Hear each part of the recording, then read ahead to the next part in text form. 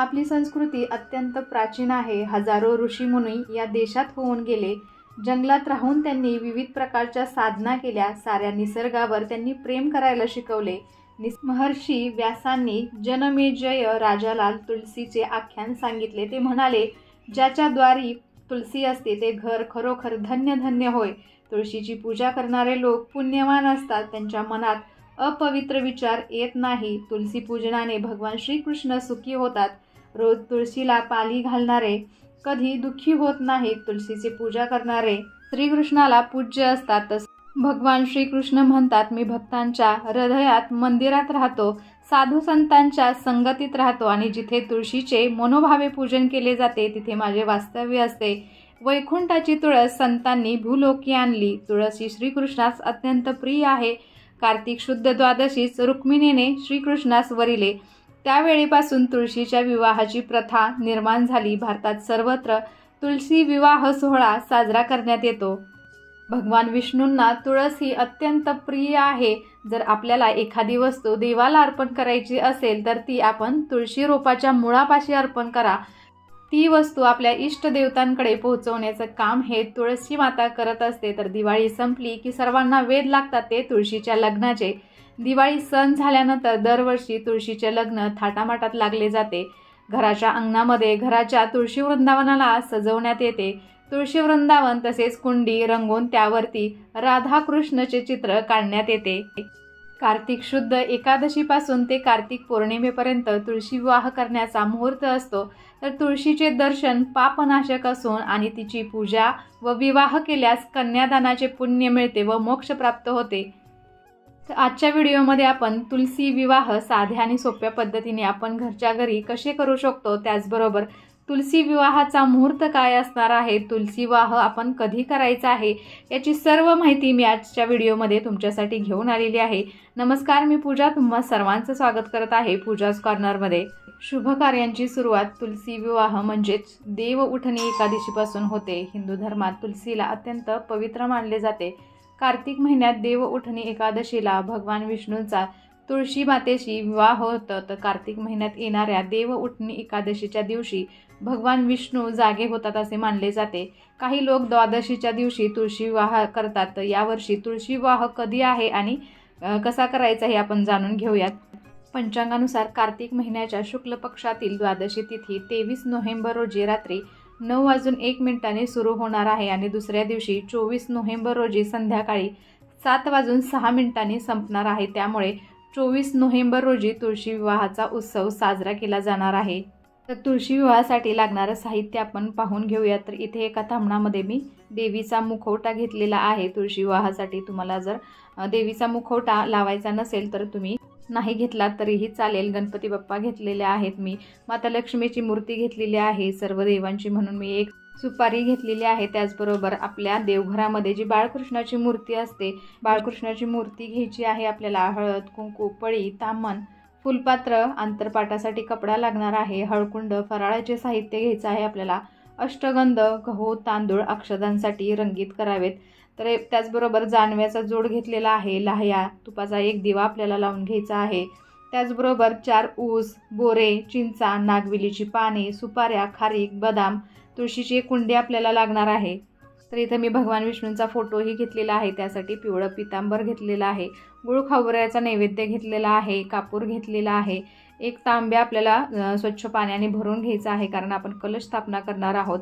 श्रीफळ घ्यायचं आहे, 2 हार घ्यायचे आहेत, नागवेलीची पानं घ्यायची आहेत। त्याचबरोबर तुळशीला लावण्यासाठी मी इथं गजराही घेतलेला आहे। ओटीचं सर्व साहित्य आपण घेणार आहोत। त्यामध्ये महत्त्वाचं म्हणजे तुळशीचे सौभाग्य अलंकार घ्यायचा आहे, मणी, मंगळसूत्र, जोडवे, विरोधे, हिरव्या बांगड्या, करंडा, फणी, नवीन वस्त्राचा तुकडा, त्याचबरोबर हार आपल्याला घ्यायचा आहे, घंटी घ्यायची आहे, फळं घ्यायची आहेत, तसेच रांगोळी, गुलाल, बुक्का, अष्टगंध, चौरंगपाठ वगैरे साहित्य पूजेसाठी आवश्यक आहे। तुळशीच्या सभोवती रांगोळी काढायची आहे आणि त्यावरती आपल्याला कुंकू अर्पण करायचं आहे।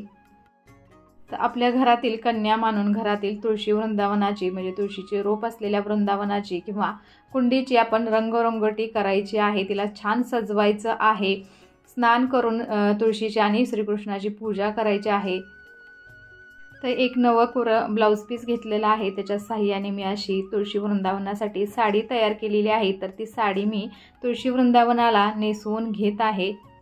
तुळशी विवाह नेहमी सायंकाळी केला जातो। तुळस कुंडीत ठेवलेली असेल तर कुंडी रंगवून त्यावरती स्वस्तिक काढायचं आहे, त्यावरती ओम श्री कृष्णाय नमः असे लिहायचं आहे। अंगणामध्ये तुलसी वृंदावन असेल तर तेही रंगवून तसेच स्वस्तिक व ओम कृष्णाय नमः असे लिहायचं आहे। विवाहाच्या आदल्या दिवशी केळवण म्हणून गोड पदार्थ घरी करायचा आहे व त्याचा नैवेद्य आपण तुळशी मातेला दाखवणार आहोत। कुंडीमध्ये चिंचा आवळे घालून ठेवायचे आहेत। तुलसी वृंदावनाच्या बाजूस ऊस लावायचे आहेत। दाराला तोरण व मांडव म्हणून उसाची किंवा धांड्याची खोपटी ठेवतात।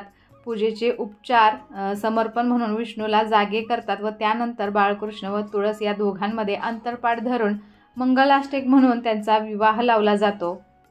तर जे आपले सौभाग्य अलंकार आहे त्याच्या साहाय्याने आपण तुळशी मातेला असं सजवू शकतो। तुळशी हे दिसायला साधारण रोप असले तरी भारतीयांसाठी ते पवित्र आहे। पूजेच्या साहित्यात तुळशीपत्र गरजेचे असते, याशिवाय देव प्रसाद ग्रहण करत नाहीत असे मानले जाते। नवमी दशमीचे व्रत पूजा करून नंतरच्या दिवशी तुळशीचे रोप ब्राह्मणांना दान करणे अत्यंत शुभ मानलं जातं। स्नानानंतर रोज तुळशीच्या रोपाला पाणी देणे आरोग्यासाठी उत्तम मानलं जातं। तुळशीमुळे तिच्या आसपासच्या वातावरणातील हवासुद्धा स्वच्छ होते किंवा शुद्ध होते। तुळशीपत्राचा अर्क बऱ्याच आजारांवरती रामबाण उपाय मानला जातो। इथे पहा, मी तुळशीच्या वृंदावनाला छान असं सजवून घेतलेलं आहे। तुळशी मातेला गजराही अर्पण केलेला आहे। त्यानंतर आपण पूजेला सुरुवात करणार आहोत। तर इथे मी एक चौरंग घेतलेला आहे। चौरंगावरती भगवान विष्णूंची म्हणजे सत्यनारायण भगवानांची माझ्याकडे असा फोटो आहे, तर फोटो ठेवलेला आहे। थोड्याशा अक्षदा ठेवायच्या आहे, त्याच्यावरती हळदी कुंकू वाहून घ्यायचा आहे आणि आपल्याला तुपाचा दिवा इथे लावायचा आहे। तुपाचा दिवा सर्वप्रथम आपण प्रज्वलित करणार आहोत। तुपाच्या दिव्याला आपल्याला हळदी कुंकू व्हायचं आहे, अक्षदा व्हायच्या आहेत आणि दिव्याला आपण नमस्कार करून पूजेला सुरुवात करणार आहोत। सर्वप्रथम आपल्याला हळदी कुंकू लावून घ्यायचं आहे आणि त्यानंतर आपण पूजा मांडणार आहोत। तर इथे पहा, इथे मी थोडंसं अक्षदांचं आसन करून त्याला अष्टदल कमल बनवून घेतलेलं आहे। त्याच्यावरती आपण कलश स्थापना करणार आहोत। अक्षदांवरती आपण हळदी कुंकू वाहून घेणार आहोत आणि तांब्याचा एक जो आपण तांब्या भरून घेतला होता तो आपण त्याच्यावरती ठेवणार आहे। त्याच्यावरती ओल्या कुंकवाच्या साहाय्याने मी आधीच स्वस्तिक बनवून घेतलेलं आहे। त्याच्यामध्ये हळदी कुंकू, 1 रुपयाचं नाणं, 1 फूल आपल्याला टाकायचं आहे। नागवेलीची पानं असतात, ती 5 पानं आपल्याला या कलशावरती ठेवायची आहेत। आंब्याची जरी पानं असतील तरीही चालू शकतात। त्यानंतर आपल्याला त्याच्यावरती श्रीफळ ठेवायचं आहे। देवपूजेमध्ये श्रीफळाला अतिशय महत्त्व आहे। तांब्याच्या कलशावर आंब्याची पाने ठेवून त्यावरती श्रीफळ ठेवावे, त्याला कुंकू लावून मनोभावे वंदन करायचं आहे। कलशाची पूजा म्हणजे लक्ष्मीची पूजा होय। त्यानंतर आपण आचमन करणार आहोत। ओम केशवाय नमः, ओम नारायणाय नमः, ओम माधवाय नमः, ओम गोविंदाय नमः असे म्हणून आचमन करायचं आहे। घरातील सर्व देवतांना नमस्कार करून तुळशी पूजनाला आपण प्रारंभ करूयात। सर्वप्रथम आपल्याला गणपती बाप्पांची पूजा करायची आहे। तुम्ही जर तुमच्या देवघरामध्ये गणपती बाप्पांची पूजा आधीच केली असेल तर पूजेमध्ये वेगळी मांडणी करण्याची काही एक गरज नाही आहे। गणपती बाप्पांना आपण पाण्याने अभिषेक घालून घेणार आहोत। त्यानंतर पंचामृताने अभिषेक घालून घेणार आहोत। वक्रतुंड महाकाय सूर्यकोटी समप्रभ निर्विघ्नं कुरु मे देव सर्व कार्येषु सर्वदा। तर 2-2 नागवेलीची पानं आपल्याला इथं ठेवायची आहे। तर त्याच्यावरती आपण थोड्याशा अक्षदा टाकणार आहोत आणि त्याच्यावरती आपल्याला गणपती बाप्पांच्या मूर्तीची स्थापना करायची आहे। गणपती बाप्पांचे पूजन करून गणपती बाप्पांना हळद कुंकू, गंध, अक्षदा, दुर्वा, फुले व्हायची आहेत आणि निरांजनाने आपल्याला गणपती बाप्पांना ओवाळायचं आहे।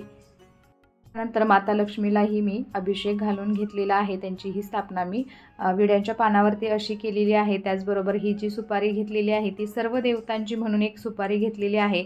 आपले कुलदैवत, आपली कुलदेवी यांची सर्वांची मिळून एक सुपारी घ्यायची आहे। त्या सुपारीवरतीही पाण्याने आणि पंचामृताने अभिषेक करून नंतर आपली ही सुपारी विड्यांच्या 2 पानावरती आपण ठेवणार आहोत। त्यानंतर आपण बाळकृष्णाची जी मूर्ती घेतली होती ती ताम्हणामध्ये घ्यायची आहे।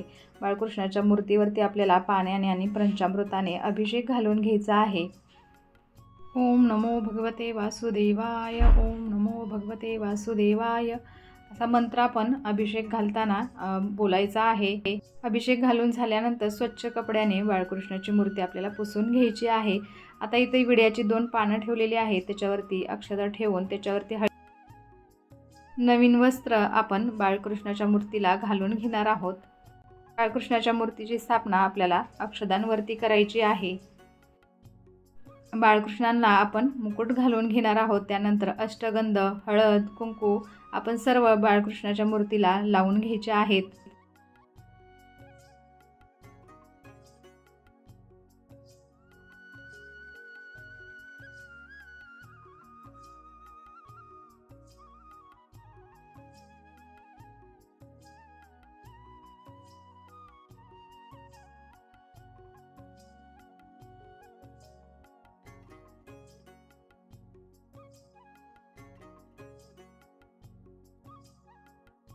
नंतर आपण जे तुळशी मातेचं रोप घेतलं होतं त्या रोपाला हळदी कुंकू लावायचं आहे। तर इथे मी मुकुट लावलेला आहे, तर मुकुटाला हळदी कुंकू लावून घ्यायचं आहे।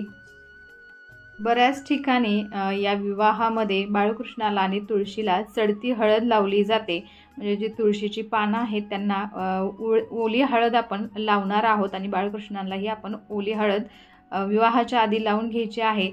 तर इथे पहा माझ्याकडे अशी चुनरी आहे, ती तुळशी मातेला मी अशी अर्पण केलेली आहे। त्यानंतर असं पिवळं पितांबरही आहे भगवान विष्णूंच्या मूर्तीवरती किंवा आपल्याला फोटोवरती असं वस्त्र ठेवायचं आहे। तर इथे मी 2 असे हार घेतलेले आहेत। पहिला हार तुळशी मातेला लावून आपण भगवान विष्णूंच्या फोटोसमोर ठेवणार आहोत आणि दुसरा हार माता तुळशीच्या जवळ आपण लावून भगवान विष्णूंना अर्पण करणार आहोत। तर तुळशी मातेला हार मी घालून घेतलेला आहे, त्यानंतर भगवान विष्णूंच्या फोटोलाही हार घालून घेतलेला आहे।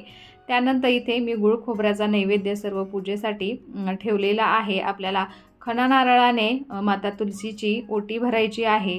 तुळशी मातेचे जे सौभाग्य अलंकार आहेत याच्यामध्ये मणी, मंगळसूत्र, जोडवे, विरोधे, हिरव्या बांगड्या, करंडा, फणी, नवीन वस्त्राचा तुकडा हे सर्व आपल्याला तुळशी मातेजवळ आपल्याला ठेवायचं आहे।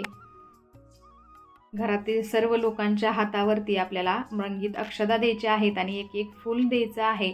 यानंतर मंगलाष्टका आपण म्हणणार आहोत। तर तुलसी मातेच्या आणि भगवान विष्णूंच्या मध्ये आपल्याला असा अंतरपाठ पकडायचा आहे आणि त्यानंतर आपण मंगलाष्टका सुरू करणार आहोत। तर तुम्ही तुमच्याकडे पुस्तक जर असेल मंगलाष्टकांचं त्यातली बघून तुम्ही मंगलाष्टका म्हणू शकता किंवा यूट्यूबवरती मंगलाष्टका आपल्याला नक्कीच मिळतील, तर त्याही तुम्ही ऐकू शकता। तर यानंतर आपल्या हातामध्ये ज्या अक्षदाने फूल होतं ते आपण तुळशी मातेला आणि भगवान विष्णूंना अर्पण करणार आहोत। मंगलाष्टका झाल्यानंतर उपवर मुलीने तुळशीच्या वतीने बाळकृष्णांना हार घालायचा आहे आणि उपवर मुलगा किंवा मुलगी नसल्यास त्यांना इतरांना संधी द्यायची आहे। अन्न त्या घरातील पती पत्नीने केले तरीही चालेल। त्यानंतर बाळकृष्णाच्या वतीने तुळशीला मणी, मंगळसूत्र, ओटीचे व इतर साहित्य उपवर मुलगा वाहणार आहे। ज्यांना इतके संपूर्ण विधी वेळेअभावी शक्य नसल्यास फक्त अलंकार समर्पण पर्यंत केला तरीही चालतो। यानंतर गणपती बाप्पांची, भगवान विष्णूंची आणि आपल्याला तुळशी मातेची आरती करायची आहे। या दिवशी तुळशी मातेसोबत भगवान विष्णूंच्या शालिग्राम अवताराचा विवाह आयोजित केला जातो। या दिवशी विधीनुसार तुलसी शालिग्राम विवाह आयोजित केल्याने जीवनात सकारात्मकता येते असे मानले जाते। याशिवाय वैवाहिक जीवनातील अडथळे सुद्धा दूर होतात। जर एखाद्या व्यक्तीने आयुष्यात एकदाही तुळशी विवाह केला तर त्याला कन्यादानासारखे फळ मिळते। घरच्या कन्येस श्रीकृष्णासारखा आदर्श वर मिळावा असा त्यामागील ही हेतू आहे। या विधीच्या वेळी तुळशी भोवती दीप आराधना करण्याची पद्धत ही आहे। घरातील सवाष्णी खण, नारळ, सुपारीने तुळशीची ओटी भरतात। या दिवशी प्रसादाला दही पोळे, हरभरा डाळीची उसळ, अनारसे, तिळाचे लाडू असा श्रीकृष्णाचा आवडीचा बेतही केला जातो।